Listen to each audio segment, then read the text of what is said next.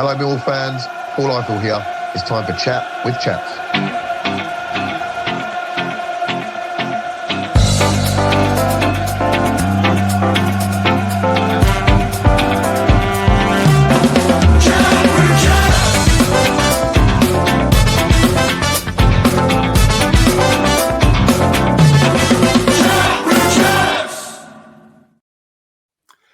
Hello and welcome to Chat with Chaps. This is the Opposition View show. I'm your host, Joe Zampa, and today I'm joined by Louis Mendez from the Charlton Live.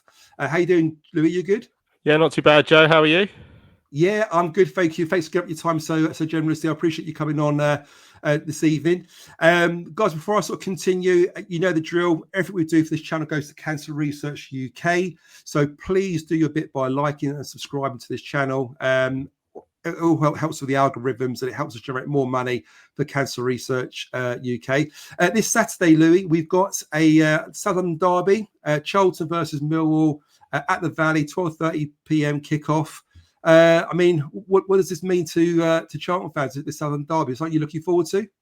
Yeah, you always look forward to games like this, with a sense of trepidation with our record against Millwall, of course. But you know, if you can't get up for a game against a close neighbour, you know, especially on us returning to the Championship as well, it's a really exciting time for us. So yeah, if you can't get up for a game like this, then I don't know why you're following football. Really, this is what it's all about for me.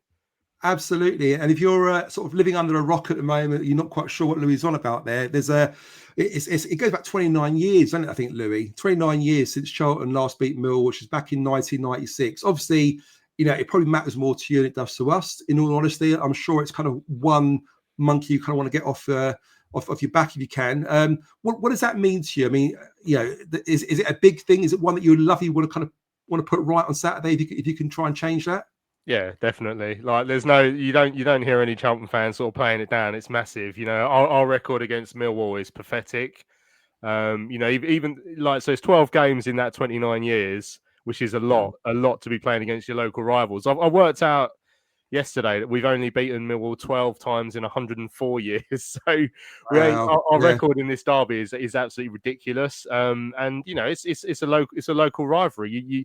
The bragging rights and all that. I mean, you want to try and chip away at that, don't you? So yeah, it means a lot to Charlton fans. I know Millwall probably have bigger rivals, but for Charlton, it's Millwall and Palace as our local ones, and games like these are really exciting. Who would you say is your biggest rival? Because it's weird, like as a comparison for Millwall fans, we look at it as a derby, of course we do, you know. But there's Palace, there's West Ham. I think West Ham are always going to be our number one rival, which is weird because they're sort of East London and we're obviously South London. But who would you say are Charlton's biggest rival? If they can name one. It fluctuates between Palace and Millwall, so I think it sort of depends on where you're from. So I grew up in sort of Borough of Bromley, so I knew more Palace fans. But also when I was growing up, we were playing Palace more than we were playing Millwall. So Palace was the big one for me. But then it all switched when we got down to League One in 2009 and started playing you guys. That was the first time we'd played you since the mid-90s. But since then, it feels like we play you a lot more often. And also, I mean, I've moved from Bromley. I'm in Sig Cup now. And you don't see any Palace shirts around there. You see Charlton and Millwall. So for me, it's become more about Millwall. I've got family members who support both. It's bizarre. I've got uncles who support Millwall, uncles who support Palace. But for me, the last 10 years, it's become more about Millwall. Although, like I say, it ain't exactly been a smooth ride with that. And if I were a Millwall fan, I'd make Charlton our biggest rivals purely because you win the game every time. So you might as well enjoy it. I know. Well, long way that continue. Obviously, things could change. We don't know what's going to happen, do we, on Saturday, of course, you know. But those Christmas family get-togethers must be a bit interesting with the rivalries, and you know, especially when you knock down a couple of bottles of Bucks Fizz, it must see a few knives getting thrown across the table. It's always very respectful, but to be fair, like my side of the family, we ain't got a leg to stand on, have we? So you just drown your sorrows. Yeah, don't really try and play up to it too much. If we win Saturday, maybe that will change. Yeah. What was your first game supporting Charlton? Do you remember your first game? Yeah, my first game was back in '94. We played Southend at the Valley, and it was the day we opened the East Stand, which is now called the Alan Kirbishley Stand. And it was a weird. I mean, I don't remember a great deal about the game, but having looked it up since, it was 0-0 at half time. We went 3-0 up. They pegged us back to 3-3, and then we scored a last-minute winner with Alan Pardew scoring the winner. And Wow. Chris Powell was playing for Southend. There's quite a few nice little narratives there. That was just a couple of years before the last time we beat you guys. Brilliant. And you mentioned again 29 years since you beaten us. Do you remember the last time you beat us and what the score was and who scored?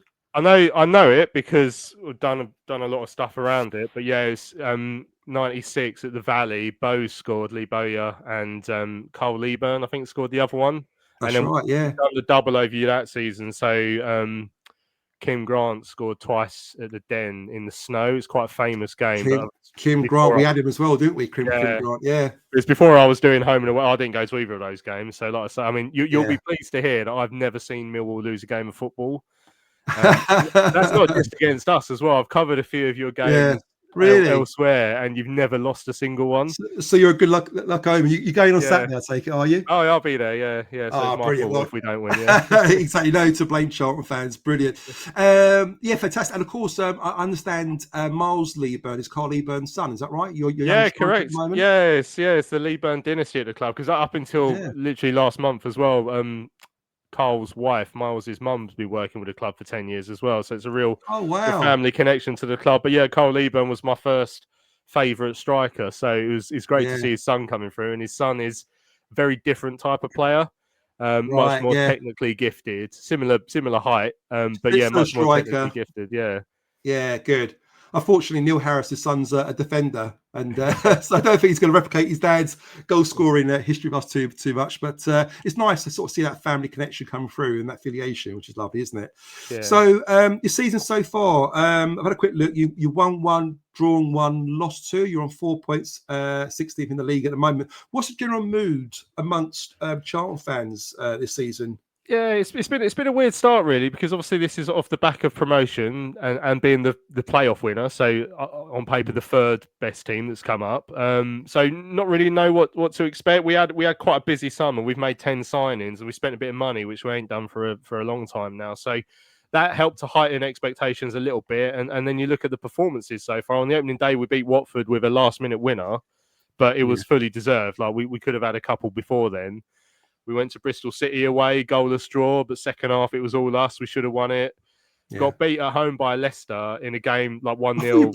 We played really well against Leicester. We should have won that game 3-4-1. Like that was, again, the recurring theme from those 3 games is probably should have scored more than we did. And then you get to the QPR game, which defensively we weren't at our best, and that's normally our strongest suit. Like we weren't at it. We conceded some strange goals, and even then we had some spells in the game, but just didn't make the most of it. So ended up on the losing side. So obviously, I think when you're off the back of a couple of defeats now, and there was a loss in the cup against Mr. Harris as well with Cambridge. Cambridge, There's just a little bit of trepidation, but I think there's been enough in the start of the season that Charlton fans, I think, okay, we can handle the level, that we just need to step it up a little bit at the top end of the pitch. We've had spells and created chances, but we haven't displayed enough quality at times. But I think that will come. We ain't got Matty Gordon at the moment. He scored loads last season. And last year it took us a while to get going, but once we did, we looked much better. So I think there's room for improvement still as well. Absolutely. I think, again, if we're making comparisons between League One and the Championship, I think you hit the nail on the head there. I think it's that quality in the final third makes a huge difference. You get very few chances, don't you? When you do get the chances, you really do have to kind of put them away. So who would you say has been your sort of standout players so far this season? Who's the sort of player that Mill should be worried about, in your opinion? Yeah, I mean, there's a couple. I mean, obviously, because we are so defensively sound, I like all of our back 3 so far. So Lloyd Jones was our player of the year last year, centre of that back 3, very, very strong in the air. But then right centre back, you got Kane Ramsey, who we signed from Harrogate just around the time that Nathan Jones joined the club, and he's really classy on the ball. And then left-sided, we've got Amari Bell, who we don't know if he's going to play Saturday because he was away with Jamaica on international duty, but didn't feature in the squad at all. So we're not sure if he's picked up something. Yeah, but he's looked really good as well. Championship experience. And then you've got a couple who've come up and sort of need to prove themselves. So the one that I've liked the most so far is Rob Apter, who plays right wing back for us. We signed him from Blackpool. Okay, yeah. And he's He he's scored looked the really comfortable. consolation, didn't he, against QPR? I think, Against didn't he? QPR, yeah. Well, that was Yeah. a weird goal as well. To be fair, like, he sort of miskicked it into the ground and it looped over the keeper and defender. He left it for each Yeah. other. But I mean, he's deserved a goal for his performances so far this season. Arguably, I'd say QPR was probably his worst performance so far. But he's looked really, really good on the ball. Whips in a very nice cross. Links up quite nicely with Sonny Carey, who we also signed from Blackpool. So those two know each other quite well. So yeah, I'd say they're some of the ones that would be the standouts so far. Yeah, and of course, Isaac Alafi, who's at Millwall, who you signed from Stockport, I believe. He's on Stockport. Yeah. He hasn't played too much. I think he made a couple of appearances only off the bench for you. What you've seen him so far, does he look lively? Does he look like someone who's got a bit of potential? Yeah, I'd say so, definitely. Like, in particular, the first game against Watford, he came off the bench for maybe only 10 minutes, but he had a couple of really good bustling runs with the ball. I think we've seen what we were sort of told to expect from Stockport fans, like good on the ball, can drive forward with it, finishing not his best aspect yet, and he missed a chance in, I think, Stevenage game in the Carabao Cup, but he's looked all right so far. But yeah, he's barely started, so again, he might be one who starts over the weekend because of someone else who's been on international duty. But yeah, I've liked the look of him so far, and I have heard a few fans calling for him to start games soon. So maybe we'll see where he is this weekend. Yeah, I think we admired his determination as a young player coming through. He tried hard, but again, it's that level, isn't it, Louis? You get the championship, and I keep talking about you've got to take those chances. I think sometimes if you're a striker that can't take those chances, suddenly you're questioning, are you good enough for the championship, and therefore you're a League One player. And he did reasonably well at Stockport, but then they create a lot more chances in League One than they do in the championship, don't they, I suppose? Yeah, and that's sort of the case with a lot of the players we spent money on. So our summer window was quite interesting. That we did go out and cherry pick some quality championship experienced players. So I mentioned Bell. We got Kaminsky, the goalkeeper, who played with Luton in the Champ and in the Premier League. Yeah. But then also the creative players, like we have, even though we spent more money than we've had for a long time, there is a budget, and so we've had to spend it on the creme de la creme of League One and hoping they're going to make the step up, because that's going to be cheaper than buying someone who's experienced in the Championship in that creative role. Absolutely, yeah. So yeah, we're sort of there's a bit of a gamble on, can Charlie Kelman do it? He's done it at Leyton Orient but didn't do it.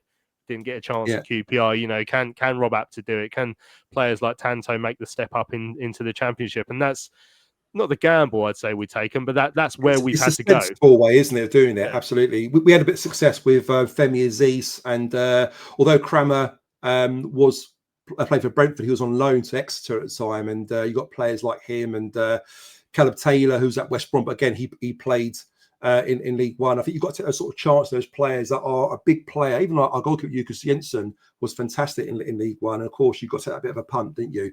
And can they step up into the Championship? So where do you think Charlton can hurt Millwall the most this Saturday? Well, like I say, I mean, defensively, we'll try and give up very little, so that will hopefully you'll find quite difficult to deal with. But then wide areas, like I say, so on the right wing back position, we've got Rob Apter, who I mentioned, who has been a threat.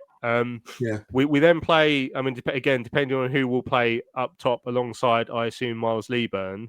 If it's Tyrese Campbell, I mean, he's got pace. He's been a bit hit and miss with the fans this year, because I think they feel like he should add a bit more final product, and he's sort of become a bit of the target so far. But to be fair, that you've got to say. You say that, yeah, you should say that about the whole front lining, because we ain't scored enough goals. We scored 2 goals in 4 games. So on his day, he is actually more of a threat than I think some fans realise. So yeah, down either sort of flank, he will play as a central striker, but peel out wide to the left, and then you've got Apter coming up on the right.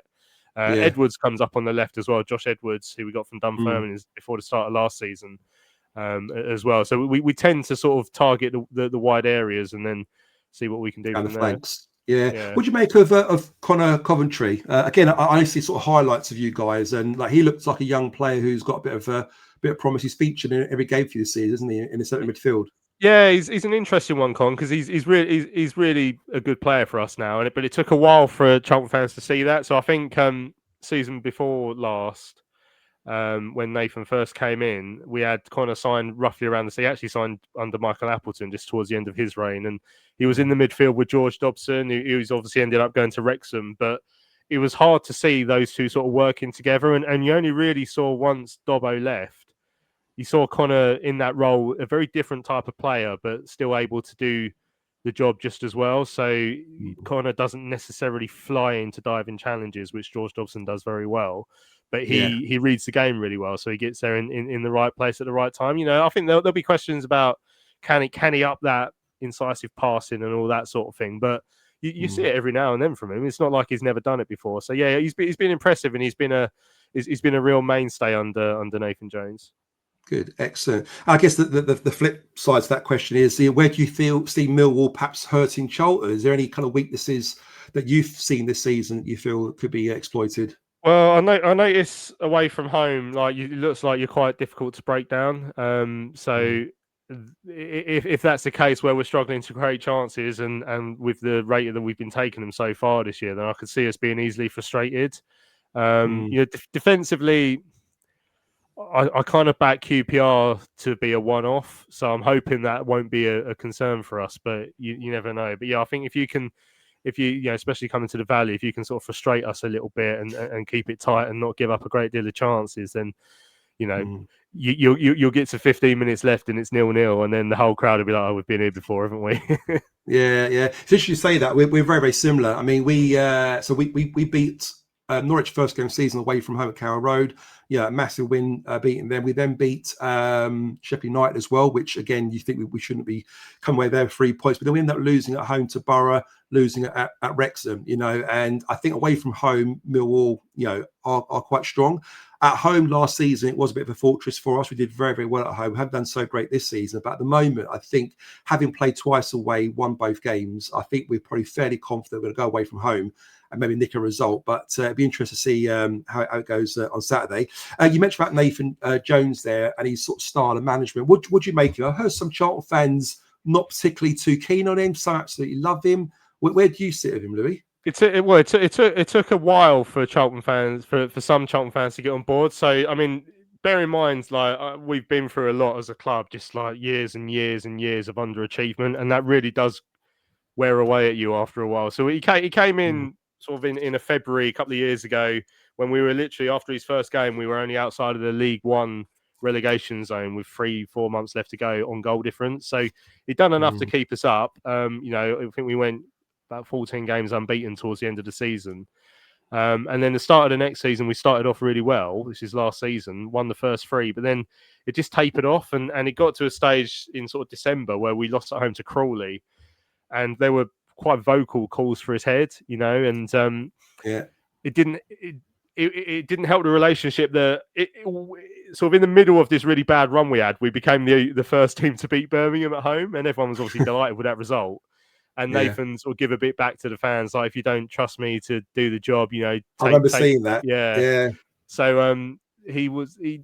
I think he really wanted the fans to really believe in what he was doing, but at the time the fans didn't see it. So now as the season progressed and we ended up getting promoted, obviously a lot of fans came on board. But Nathan, it's sort of the way he operates. He always remembers that people didn't like him at one point, and it got brought up a few times. But I think most fans like him now.